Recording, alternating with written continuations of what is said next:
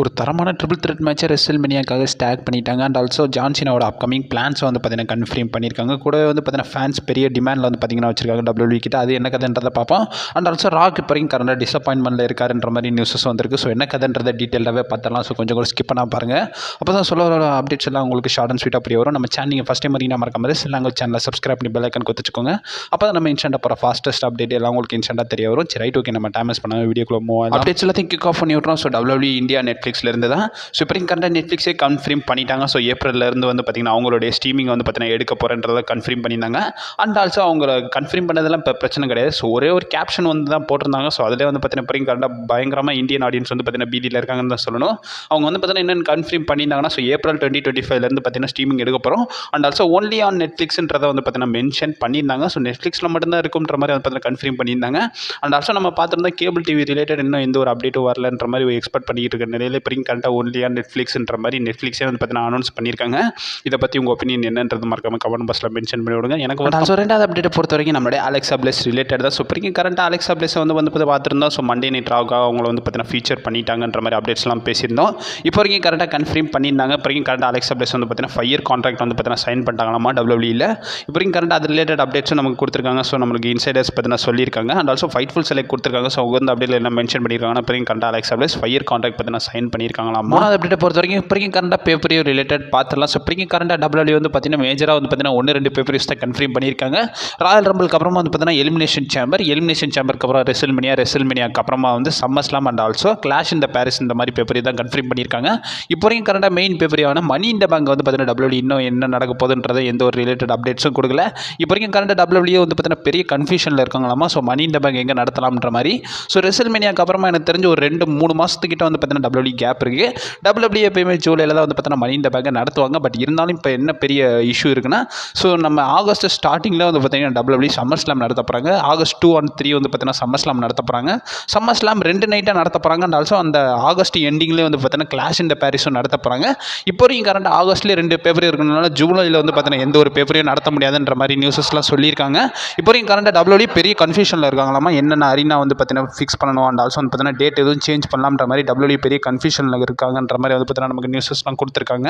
இது related ring side news கொடுத்துருக்காங்க. So அவங்க இந்த அப்டேட்டில் இதை மென்ஷன் பண்ணி ஜூன் மேக்கு எனக்கு தெரிஞ்ச பழைய மாதிரி WWE மணி இந்த பேங்க் ஷிஃப்ட் பண்ணிடுவாங்க. நாலாவது அப்டேட் பொறுத்த வரைக்கும் ஸோ ஏஜே ஸ்டைல்ஸ் ரிலேட்டட் தான். ஸ்ப்ரிங் கரண்டாக மல்டிபிள் ரூமர்ஸ்லாம் சொல்லியிருக்காங்க. ஸ்ப்ரிங் கரண்டாக நம்ம ஏஜே ஸ்டைல்ஸ் வந்து பார்த்தீங்கன்னா ராவுக்கு மூவ் ஆகிட்டாங்கல்ல. ஸோ ராவுக்கு மூவ் ஆனதுக்கப்புறமா இதெல்லாம் பாசிபிள் மேட்சப்பாக இருக்கும்ன்ற மாதிரி வந்து பார்த்தீங்கன்னா சொல்லியிருக்காங்க. ஸோ அவருடைய ஆப்போனன்ஸ் பொறுத்த வரைக்கும் இப்போ கரண்டாக குந்தரை வந்து பார்த்தீங்கன்னா ஃபீச்சர் பண்ணியிருக்காங்க. குந்தருக்கும் ஏஜே ஸ்டைல்ஸ்க்குமான மேட்சும் நடக்கலாம். And also Gunther AJ Styles versus Bron பிரேக்கருக்கான மேட்சப்பும் பார்க்கலாம். ஏஜே ஸ்டைல்ஸ் வர்சஸ் லோகன் பாலுக்கான match, AJ style versus Ilja ட்ராகோட match, AJ style versus Jey ஊசோக்கான மேட்ச், அண்ட் ஆல்சோ ஃபைனலாக ஏஜே ஸ்டைல்ஸ் வர்சஸ் பென்டாக்கான மேட்சப்போ வந்து பார்த்தீங்கன்னா பார்க்கலாம்ன்ற மாதிரி ஒரு சில ரூமர்ஸ்லாம் வந்து பார்த்தீங்கன்னா சொல்லியிருக்காங்க. ஸோ ராவுக்கு போயிருக்காருல. ஸோ அதனால வந்து பார்த்தீங்கன்னா இந்த ரூமர்ஸை வந்து பார்த்தீங்கன்னா அட்ரஸ் பண்ணியிருக்காங்க. அண்ட் ஆல்சோ கைஸ் இந்த பொறுத்த வரைக்கும் ரீசெண்டாக நடந்த மண்டே நைட் ரா ரிலேட்டட் தான் இப்போ கரண்டாக வந்து பார்த்தீங்கன்னா அப்டேட்ஸ்லாம் கொடுத்துருக்காங்க. அதில் வந்து பார்த்தீங்கன்னா ஃபேன்ஸ் எல்லாமே வந்து பார்த்தீங்கன்னா பயங்கரமாக டிசப்பாயின்மெண்ட் இருக்காங்களாமா. அதுக்கான ரீசன் என்னன்னு கேட்டிங்கன்னா இப்போ கரண்டாக மண்டே நைட் ரா வந்து பார்த்தீங்கன்னா நெட்ஃப்ளிக்ஸ் ஸ்ட்ரீம் ஆகல. அதில் வந்து பார்த்தீங்கன்னா நிறைய டெக்னிக்கல் இஷ்யூஸ்லாம் வருதுன்றதை வந்து பார்த்தீங்கன்னா மென்ஷன் பண்ணியிருக்காங்க.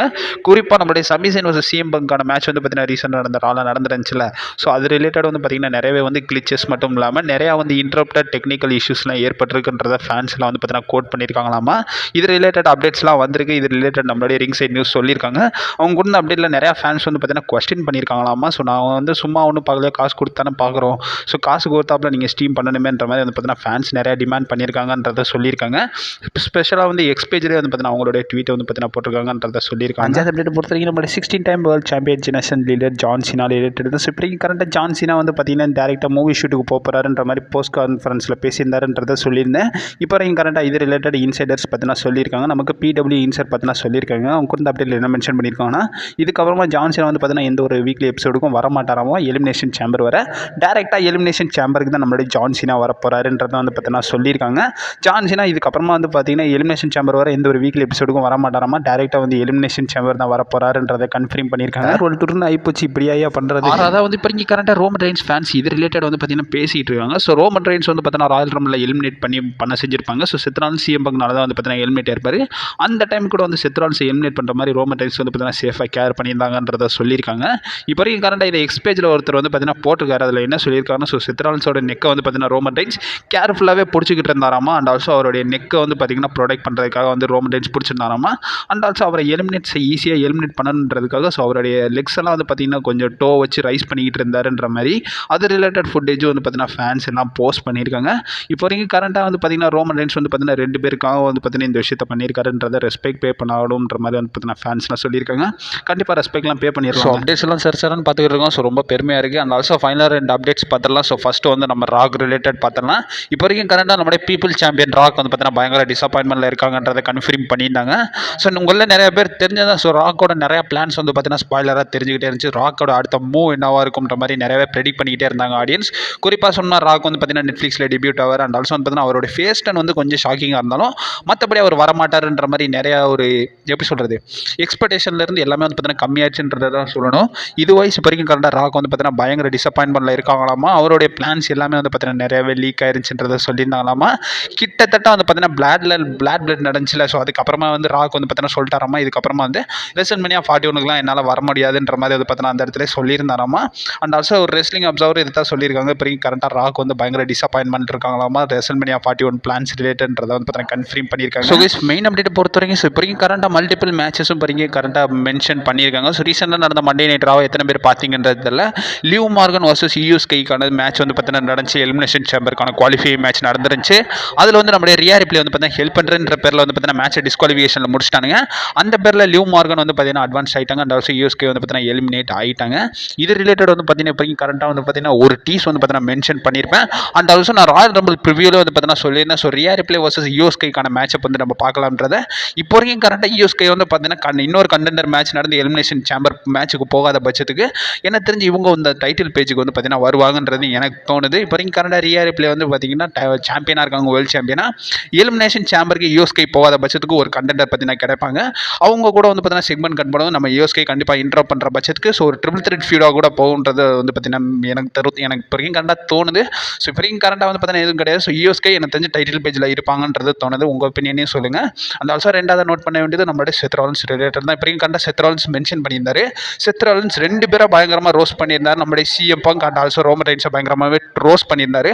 ரோஸ்ட் பண்ணது மட்டும் இல்லாமல் சமி ஜெயினை கூப்பிட்டு ஸோ சிஎம் பங்கெல்லாம் நாமினேட் அதாவது எலிமினேஷன் சேம்பருக்கு வந்து குவாலிஃபை ஆக விடாதுன்ற மாதிரி வந்து பார்த்தீங்கன்னா சொல்லியிருப்பாங்க. அண்ட் ஆல்சோ செத் ராலின்ஸ் சொல்லியிருப்பாரு நானும் இந்த மேட்ச்சில் இருக்கேன், கண்டிப்பாக நம்ம இவங்க 2 பேரும் வந்து பார்த்தீங்கன்னா சேம்பரில் ஃபேஸ் ஆஃப் பண்ணுற பட்சத்துக்கு ஸோ ரோமன் ரெயின்ஸ் வந்து பார்த்தீங்கன்னா இவங்களை அட்டாக் பண்ணலாம்ன்ற மாதிரி வந்து பார்த்தீங்கன்னா எனக்கு தோணுது. ஸோ சப்போஸ் ரோமன் ரெயின்ஸ் வந்து பார்த்தீங்கன்னா இவங்களை அட்டாக் பண்ணுற பட்சத்துக்கு இவங்களுக்கான ட்ரிபிள் த்ரெட் மேட்ச் ரெசல்மேனியாலாம் நடக்கும்னு எனக்கு தோணுது. அண்ட் ஆல்சோ பிடபிள்யூ இன்சர் பார்த்தீங்கன்னா சொல்லியிருக்காங்க இவங்களுக்கான ட்ரிபிள் த்ரெட் மேட்ச் வந்து பார்த்தீங்கன்னா டபிள்யூ ரெசல்மேனியாக்காக பிளான் பண்ணியிருக்காங்களாமா. இவங்க 2 பேரும் எலிமினேஷன் சேம்பர் போகிற பட்சத்துக்கு ஸோ ரோமன் ரெயின்ஸ் எலிமினேஷன் சேம்பரில் ஒரு ரிட்டர்ன் கொடுத்து இவங்க 2 பேரையும் காஸ் பண்ணலாம்ன்றது என்னோட ஒப்பீனியன். அண்ட் ஆல்சோ இது வந்து பார்த்தீங்கன்னா இப்போ மேட்சப் வந்து பார்த்தீங்கன்னா ரெசல்மேனியா 41க்காக பிளான் பண்ணியிருக்காங்கன்றத பிடபிள்யூ இன்சர் பார்த்தீங்கன்னா சொல்லியிருக்காங்க. இதை பற்றி உங்கள் ஒப்பீனியன் என்னன்றதை மறக்காம கமெண்ட் பாக்ஸில் மென்ஷன் பண்ணி விடுங்க. நெக்ஸ்ட்லாம் வந்துகிட்டே இருக்கும். நீங்கள் மறக்காம நம்ம சேனலில் ஸ்டே பண்ணிருங்க. And also stay safe.